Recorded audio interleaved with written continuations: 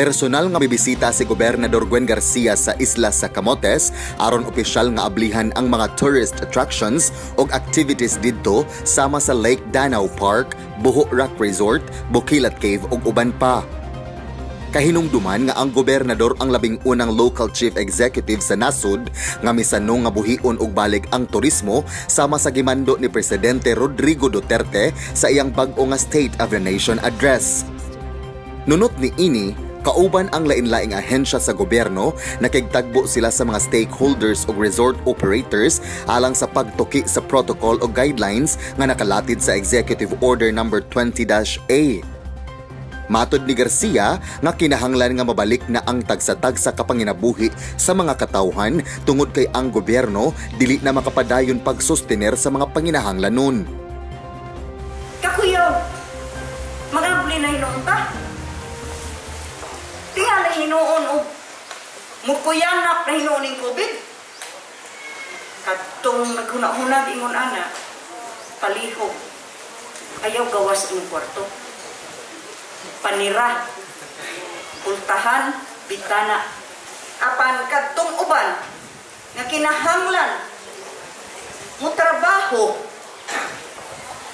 aron makakita og kwarta, ipalit og pagkaon, bugas para sa iyang pamilya na kinahanglan yun magawas aron makatrabaho.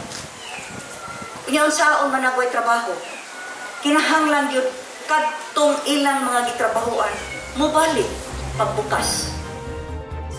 Gipasabot ni Garcia nga adunay protocols o guidelines ang matag aktibidad sa turismo nga angay sundon sama sa minimum health standards o pag-install sa ultraviolet germicidal light, air purifier ug uban pa. Usa ka resort operator sa Papa John Homestay nga si Tatay John Corilla mipadayag nga wala na siya igong pundo tungod kay 5 ka buwan siya nga nagsiras sanglit, maglisod siya og palit sa mga health equipment. Apan wa damha, mitunol og ginabang ang Department of Trade and Industry kon DTI pinaagi ni Assistant Secretary Asteria Caberte. Matod niya nga ang DTI makigtambayayong sa kagamhanan sa lalawigan sa Sugbo pinaagi sa soft loans nga magkantidad gikan sa 10,000 pesos hangtod sa 500,000 ka pesos. Kini alang sa micro, small ug medium enterprises aron nga makaanam-anam na og bangon ang gagmay nga mga negosyo sa isla. Dugang ni Caberte nga bayaran kini sud sa 2 ka tuig og walay interes o collateral. In Camotes, we have 44 applicants, am I right? And some have been approved sa among interest-free and collateral-free loans nga among gitanyag para sa atong gagmay nga mga negosyante.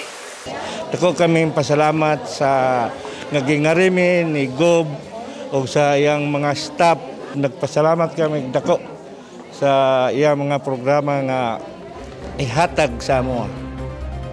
Sumala usab ni Caberte nga mamahimo nga gamiton ang kwarta sa pagpalit sa ultraviolet germicidal light, air purifying system with HEPA filter ug uban pang mga health equipment nga nakalatid sa Executive Order 20-A ni Garcia. Atong hangyo lang, naruhon na tugda ang atong kwarta nga gitagatag chance to borrow from Go. Alang sa balita sa Sugbo, kini si John Fredson Granada.